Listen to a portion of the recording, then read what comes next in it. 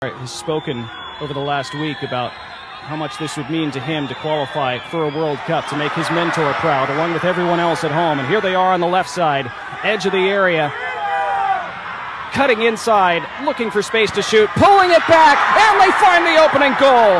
It's a huge Haitian goal, and it's a massive step already to a U17 World Cup.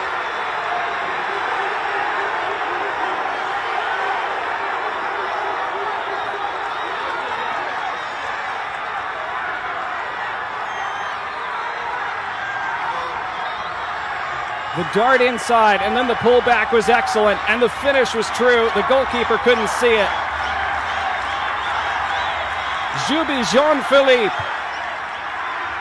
writes his name on the score sheet and possibly into Haitian history. And now Guatemala's task. Their climb gets steeper.